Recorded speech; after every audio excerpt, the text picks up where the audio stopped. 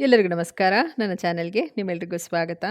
ಇವತ್ತು ಆ, ನಾವು ಕೇರಳಗೆ ಟ್ರಿಪ್ ಹೋಗಿದ್ವಿ. ಸೊ, ಆ ಒಂದು ವ್ಲಾಗ್‌ನ ಅಪ್ಲೋಡ್ ಮಾಡ್ತಾ ಇದ್ದೀನಿ.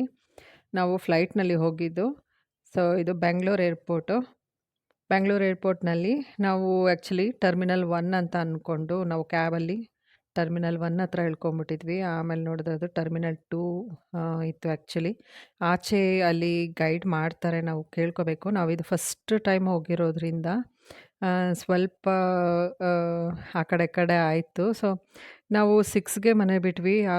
9:00ಗೆ ಫ್ಲೈಟ್ ಇದ್ದಿದ್ದು. ಸೊ, ಆದರೂ ಕೂಡ ಲೇಟ್ ಆಯಿತು. ಅದಕ್ಕೆ ಬೇಗ ಬೇಗ ಹೋಗ್ತಾ ಇರೋದು. ಅಲ್ಲಿ ಅವ್ರು ಹೇಳಿದ್ರು, "ನೀವು ಫ್ಲೈಟ್ ಮಿಸ್ ಮಾಡ್ಕೋತೀರಾ, ಬೇಗ ಹೋಗಿ" ಅಂತ ಹೇಳಿ. ಅಂದರೆ ನಮಗೆ ಆಲ್ರೆಡಿ ಟೈಮ್ ಆಗಿಬಿಟ್ಟಿದೆ ಅಂದರೆ ಅಲ್ಲಿ ನಿಜವಾಗ್ಲೂ ತುಂಬಾ ಹೆಲ್ಪ್ ಮಾಡ್ತಾರೆ ಅವರು. ಕ್ಯೂ ಎಲ್ಲ ಏನು ನೀವು ಲೈನ್ನಲ್ಲೇ ಬರಬೇಕು ಅಂತೆಲ್ಲ ನಿಮಗೇನು ಹೇಳೋದಿಲ್ಲ. ಸೊ, ಫೈನಲಿ ರೀಚ್ ಆದ್ವಿ. ಈಗ ಫ್ಲೈಟ್ ಒಳಗಡೆ ಎಂಟ್ರಿ ಆಗ್ತಾ ಇದ್ದೀವಿ. ಫಸ್ಟ್ ಎಕ್ಸ್ಪೀರಿಯೆನ್ಸು ನಾವು ತುಂಬ ಚೆನ್ನಾಗಿತ್ತು. ಇಂಡಿಗೋ ಫ್ಲೈಟ್‌ನ ನಾವು ಬುಕ್ ಮಾಡ್ಕೊಂಡಿದ್ದು. ಆ್ಯಕ್ಚುಲಿ ತುಂಬಾ ಬೇಗ ರೀಚ್ ಆದ್ವಿ. ಮತ್ತು ಗುಡ್ ಎಕ್ಸ್ಪೀರಿಯೆನ್ಸ್ ಅಂತ ಹೇಳ್ಬೋದು ಇಂಡಿಗೋನಲ್ಲಿ. ಸೊ, ಇದು ಔಟ್‌ಸೈಡು. ಇದು ನಾವು ಹೋಗ್ತಾ ಇರೋ ಫ್ಲೈಟು. ಸೊ, ಈಗ ಫ್ಲೈಟ್ ಒಳಗಡೆ ಕೂತ್ಕೊಂಡ್ವಿ. ನೋಡಿ, ಆ, ಇಲ್ಲಿ ಬೇರೆ ಫ್ಲೈಟ್ಸ್ ಎಲ್ಲ ನೋಡೋಕೆ ಸಿಗುತ್ತೆ. ಏನಂದರೆ ನಾವು ಅಂದ್ಕೊಳ್ಳೋದು ಫಸ್ಟ್ ಟೈಮು ನಾವು ಜರ್ನಿ ಮಾಡೋಕ್ಕೆ ಮುಂಚೆ ನಮಗೆ ಅಷ್ಟೆಲ್ಲ ಗೊತ್ತಿರೋದಿಲ್ಲ. ಏನಂದರೆ ಫ್ಲೈಟ್ ಕೂಡ ರಿವರ್ಸ್ ಗೇರ್ನಲ್ಲಿ ಮೂವ್ ಆಗುತ್ತೆ. ಆ, ಇದು ಏನಾಯ್ತಂದರೆ ಆ್ಯಕ್ಚುಲಿ ಫ್ರಂಟಿಗಲ್ಲಿ ಜಾಗ ಇಲ್ಲ ಅಂಥೇಳಿ ರಿವರ್ಸ್ ತಗೊಂಡು, ಅಂದರೆ ನಾವು ಹೇಗೆ ಬೇರೆ ವೆಹಿಕಲ್ಸ್ನೆಲ್ಲ ಟರ್ನ್ ಮಾಡಬಹುದು, ಹಾಗೆ ನೀಟಾಗಿ ಇದನ್ನು ರಿವರ್ಸ್ ಗೇರ್ ಮಾಡ್ಬೋದು. ಈ ಥರದ್ದೆಲ್ಲ ಐ ಡೋಂಟ್ ನೋ, ಬಟ್ ನನಗೆ ಗೊತ್ತಿರಲಿಲ್ಲ ಇದೆಲ್ಲ ಪರ್ಸ್ನಲಿ. ಸೊ, ಏನಂದರೆ ತುಂಬ ಚೆನ್ನಾಗಿ ಅನ್ನಿಸ್ತು. ನಾವು 20 ಮಿನಿಟ್ಸ್ನಲ್ಲೆಲ್ಲ ಅಂದರೆ ಕೇರಳ ರೀಚ್ ಆದ್ವಿ, ಬಟ್ ಅದು ಲ್ಯಾಂಡಿಂಗ್ ಎಲ್ಲ ಟೈಮ್ ತೊಗೊಳುತ್ತೆ. ಸೊ, ನೀವು 45 ಮಿನಿಟ್ಸ್ನಲ್ಲಿ ಮತ್ತೆ ನಾವು ಇನ್ನೊಂದು ಏರ್ಪೋರ್ಟ್‌ನ ರೀಚ್ ಆಗ್ಬೋದು. ಸೊ, ಆಲ್ ರೌಂಡ್ ನಮಗೆ 1 ಅವರ್ ತೊಗೊಳುತ್ತೆ. ಬಟ್ ನೀವು ಎಲ್ಲೇ ಹೋಗಬೇಕಂದ್ರೂ ಫ್ಲೈಟ್‌ಗೆ ಆಲ್ಮೋಸ್ಟ್ 2 ಅವರ್ಸ್ ಆದರೂ ಮಿನಿಮಮ್ ನೀವು ಬೇಗನೆ ಇರಬೇಕಾಗುತ್ತೆ. ಯಾಕಂದರೆ ನೀವು ಲಗೇಜ್‌ನ ಕೊಡಬೇಕು. ಅಲ್ಲಿ ಚೆಕಿಂಗ್ ಆಗುತ್ತೆ. ಮತ್ತು ನಮ್ಮದು ಏನು ಹ್ಯಾಂಡ್ ಬ್ಯಾಗ್ ಇದೆ ಅದು ಕೂಡ ಚೆಕ್ ಮಾಡ್ತಾರೆ. ನಮ್ಮನ್ನು ಕೂಡ ಚೆಕ್ ಮಾಡ್ತಾರೆ. ಆ್ಯಂಡ್ ತುಂಬ ಪ್ರೋಸೆಸ್ ಇರುತ್ತೆ. So, security ಕನ್ಸರ್ನಿಂದ. ಸೊ, ಇದನ್ನೆಲ್ಲ ಮಾಡಬೇಕಂತಂದರೆ ನೀವು 2 ಅವರ್ಸ್ ಬೇಗ ಹೋಗಲೇಬೇಕು.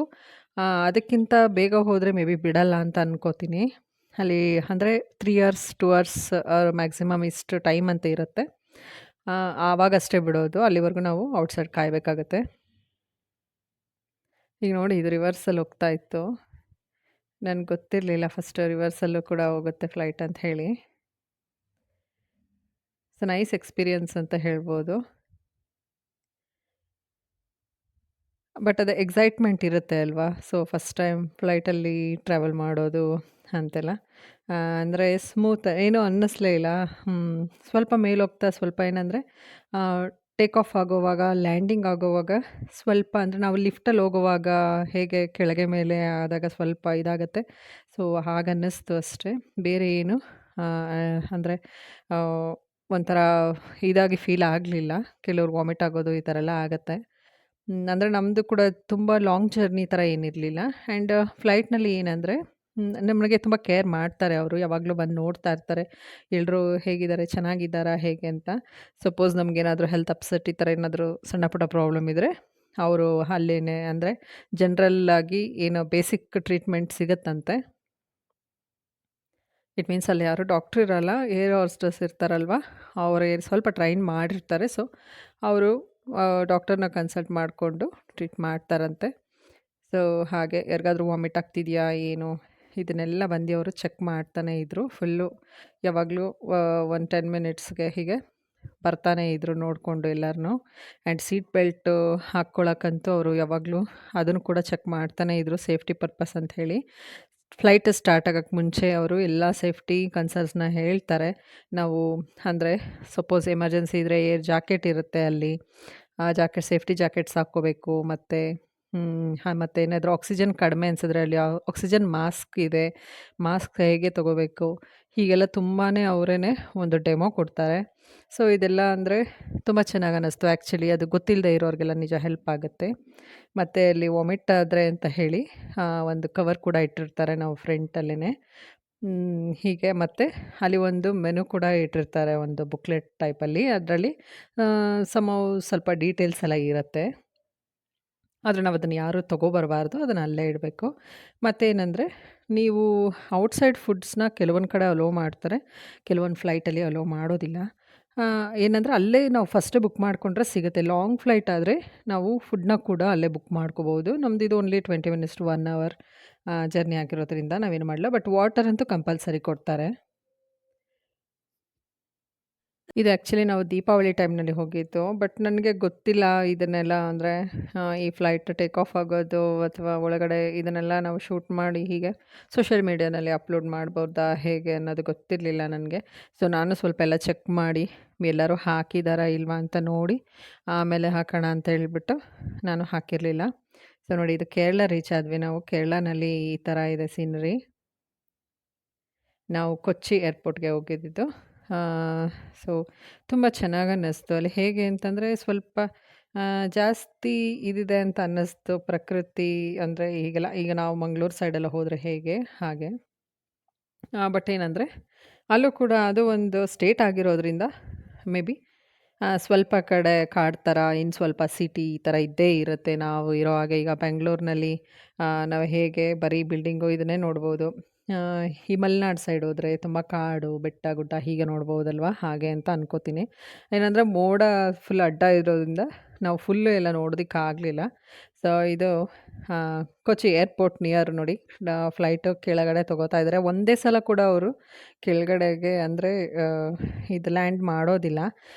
ಸ್ಟೆಪ್ ಬೈ ಸ್ಟೆಪ್ಪೇ ಬರ್ತಾರೆ. ಇಷ್ಟಿಷ್ಟೇ ಸ್ವಲ್ಪನೇ. ಅದು ಲ್ಯಾಂಡ್ ಆಗಿದೆ ಗೊತ್ತಾಗಿಲ್ಲ ನೋಡಿ. ಇವಾಗ ಲ್ಯಾಂಡ್ ಆಗೋಕ್ಕೆ ಇನ್ನು ಸ್ವಲ್ಪ ಇದಿದೆ ಅಷ್ಟೇ.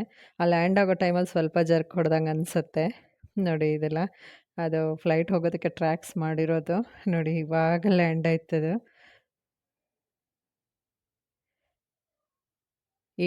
ಅದು ಲ್ಯಾಂಡ್ ಆಗಿ ತುಂಬ ದೂರ ಆಲ್ಮೋಸ್ಟ್ ಒಂದು 5 ಮಿನಿಟ್ಸ್ ನೋಡಿ, ತುಂಬ ಫಾಸ್ಟ್ ಇದೆ ಇದು. 5 ಮಿನಿಟ್ಸ್ ಅಷ್ಟು ಹೀಗೇನೆ, ಅಂದರೆ ರೋಡ್ನಲ್ಲೇ ಹೀಗೆ ಅದು ಮೂವ್ ಆಗಿ ಹೋಯಿತು. ಸುಮಾರು 5 ಮಿನಿಟ್ಸ್ 6 ಮಿನಿಟ್ಸ್ ಅಷ್ಟೇ ಇತ್ತನ್ಸತ್ತೆ. ತುಂಬ ಹೊತ್ತು ಹೀಗೆ ಅದು ಫ್ಲೈಟು ವೀಲ್ನಲ್ಲೇ ರೋಡ್ನಲ್ಲೇ ಹೋಯಿತು.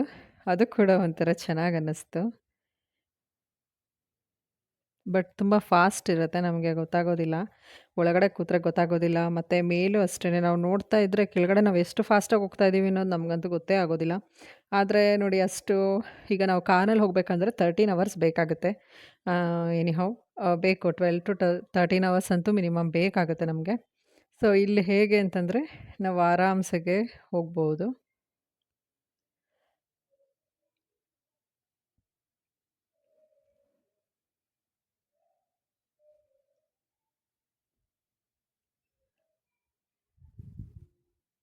ಸಮ್‌ಟೈಮ್ಸ್ ನಿಮಗೆ ಏನಂದರೆ ಒಂದೊಂದು ರೇಂಜ್ ಇರುತ್ತೆ. ಒಂದೊಂದು ಟೈಮ್‌ನಲ್ಲಿ ಟಿಕೆಟ್ ಕೂಡ ವೇರಿಯೇಷನ್ಸ್ ಇರುತ್ತೆ.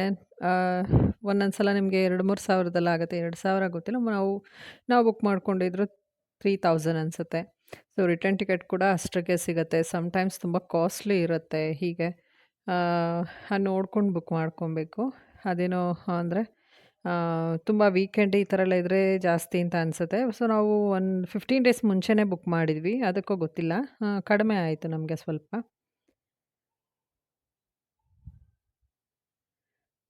ನೋಡಿ, ನಿಯರ್ ಏರ್ಪೋರ್ಟ್‌ಗೆ ಹತ್ತಿರ ಬರ್ತಾ ಬರ್ತಾ ಸ್ಲೋ ಆಗುತ್ತೆ ಅದು. ಏನೋ ಫಾಸ್ಟ್ ಇತ್ತಲ್ವ ಫ್ಲೈಟು. ಅದು ಎಲ್ಲದು ಅಷ್ಟೇ, ತುಂಬ ನಿಧಾನಕ್ಕೆ. ನಾವಿವಾಗ ಹೇಗೆ ಬೇರೆದೆಲ್ಲ ಅಂತಂದರೆ ಕಾರು, ಟೂ ವೀಲರ್ ಇದೆಲ್ಲ ಆದರೆ ಬೇಗನೆ ನಾವು ಏನೋ ಕಂಟ್ರೋಲ್ಗೆ ತೊಗೊಂಡು ಸ್ಲೋ ಮಾಡ್ಕೊಂಡ್ಬಿಡ್ತೀವಿ. ಬಟ್ ಇದು ಫ್ಲೈಟ್ ಹಾಗಲ್ಲ. ಅವರು ನಿಧಾನಕ್ಕೆ ಸ್ಟೆಪ್ ಬೈ ಸ್ಟೆಪ್ ಸ್ವಲ್ಪನೇ ಅವರು ಸ್ಪೀಡ್‌ನ ಡೌನ್ ಮಾಡ್ತಾ ಬರ್ತಾರೆ.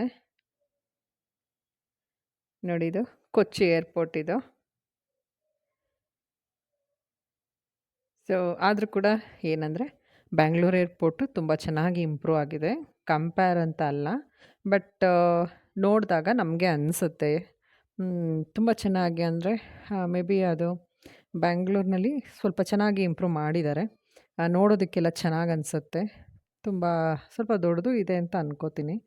ನಮಗೆ ಗೊತ್ತಿಲ್ಲ ಆ್ಯಕ್ಚುಲಿ ಇದೆಲ್ಲ ಎಷ್ಟು ಏರಿಯಾನಲ್ಲಿ ಇದೆ ಅಂತ ಹೇಳಿ. ಎಂಟ್ರಿ ಆಗಿದ ತಕ್ಷಣ ನಿಮಗೆ ಬ್ಯಾಂಗ್ಳೂರ್ ಏರ್ಪೋರ್ಟ್‌ನಲ್ಲಿ ತುಂಬಾ ಒಂಥರ ಲಕ್ಸುರಿಯಸ್ ಆಗಿ ಕಾಣಿಸುತ್ತೆ. ತುಂಬ ಚೆನ್ನಾಗಿದೆ. ಸೊ ಇಲ್ಲೂ ಕೂಡ ಚೆನ್ನಾಗೇ ಇತ್ತು.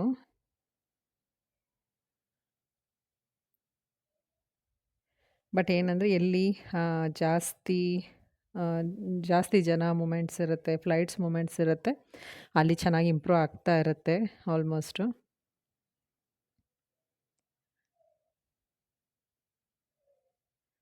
ಈಗ ಇಲ್ಲೂ ಕೂಡ ನಮಗೆ ಔಟ್ಸೈಡ್ ಅಷ್ಟು ಫ್ಲೈಟ್ಸ್‌ನ ನೋಡೋಕೆ ಸಿಗಲಿಲ್ಲ ನಮಗೆ. ಏನಂತ ಗೊತ್ತಿಲ್ಲ. ಅದು ಬೇರೆ ಕಡೆನೂ ಇರುತ್ತೆ ಆ್ಯಕ್ಚುಲಿ ಒಂದೇ ಕಡೆ ಎಲ್ಲ ಫ್ಲೈಟ್ ಲ್ಯಾಂಡ್ ಆಗೋದಿಲ್ಲ ಆ್ಯಂಡ್ ಟೇಕ್ ಆಫ್ ಕೂಡ ಆಗೋದಿಲ್ಲ. ನಮಗೆ ಇಲ್ಲಿ ಅಷ್ಟು ಫ್ಲೈಟ್ಸ್ ನೋಡೋಕೆ ಸಿಗಲಿಲ್ಲ. ಬೇರೆ ಕಡೆ ಅಂದರೆ ಇದರ ಬ್ಯಾಂಗ್ಳೂರ್ನಲ್ಲಿ ತುಂಬಾ ನಿಂತಿದ್ವು. ಸೊ ಇದು ಫ್ಲೈಟಲ್ಲಿ ಫಸ್ಟ್ ಜರ್ನಿ ಮತ್ತು ಕೇರಳಗೆ ಕೂಡ ನಾವು ಫಸ್ಟ್ ಟ್ರಿಪ್ಪು ಬಂದಿದ್ದು. ನಾವಿವಾಗ ಕೊಚ್ಚಿಯಿಂದ ಆ, ನಾವು ನಮ್ಮದು ಅಂದರೆ ಫಸ್ಟ್ ಪ್ಯಾಕೇಜಿಂಗಲ್ಲಿ ನಾವು ರೂಮ್ ಬುಕ್ ಮಾಡ್ಕೊಂಡಿದ್ವಿ. ಅದು ಹೋಟೆಲ್ಲು ತುಂಬ ದೂರ ಇತ್ತು ಆ್ಯಕ್ಚುಲಿ 3 to 4 ಅವರ್ಸ್ ಜರ್ನಿ. ಹಂಗೆ ಹೋದರೆ ನಾವು ಮಧ್ಯದಲ್ಲಿ ಯಾವುದಾದ್ರೂ ವಾಟರ್ ಫಾಲ್ಸ್ ಈ ಥರ ಏನಾದರೂ ಇದ್ದರೆ ಅದನ್ನು ನೋಡ್ಕೊಂಡು ಹೋಗೋಣ ಅಂತ ಹೇಳಿದ್ವಿ. ನೋಡಿ ಇವಾಗ ನಾವು ಔಟ್ ಹೋಗ್ತಾ ಇದ್ದೀವಿ. ನಾವಿನ್ನೂ ತಿಂಡಿ ತಿಂದಿರಲಿಲ್ಲ. ಸೊ ಇಲ್ಲಿ ವೇ ಔಟ್ ಅಂತ ಇದೆಯಲ್ಲ ಇದು ಏರ್ಪೋರ್ಟೇನೆ. ಆದರೂ ಒಂದು ಏರ್ಪೋರ್ಟ್ಗೆ ಅಂತ ಹೇಳಿದ್ರೆ ತುಂಬಾ ಪ್ಲೇಸ್ ಬೇಕು. ಯಾಕಂದರೆ ಸ್ವಲ್ಪ ಜಾಗದಲ್ಲಂತೂ ಖಂಡಿತ ಮಾಡೋದಕ್ಕಾಗೋದಿಲ್ಲ. ನೋಡಿ ಕೊಚ್ಚಿ. ಸೊ ನಾವಿಲ್ಲಿ ತಿಂಡಿ ತಿಂದ್ಕೊಂಡು ನೆಕ್ಸ್ಟ್ ನಾವು ಟ್ರಿಪ್ಪನ್ನು ಕಂಟಿನ್ಯೂ ಮಾಡಿದ್ವಿ. 3 ಡೇಸ್ ಹೋಗಿದ್ದಿದ್ದು. But nice experience. ಇದನ್ನೆಲ್ಲ ನಾನು ಒಂದು ಮೆಮೊರಿಯಾಗಿ ಇಟ್ಕೋಬೇಕಂತ ಹೇಳಿ ನಾನು ವ್ಲಾಗಲ್ಲಿ ಅಪ್ಲೋಡ್ ಮಾಡ್ತಾಯಿದ್ದೀನಿ. Thanks for watching my channel.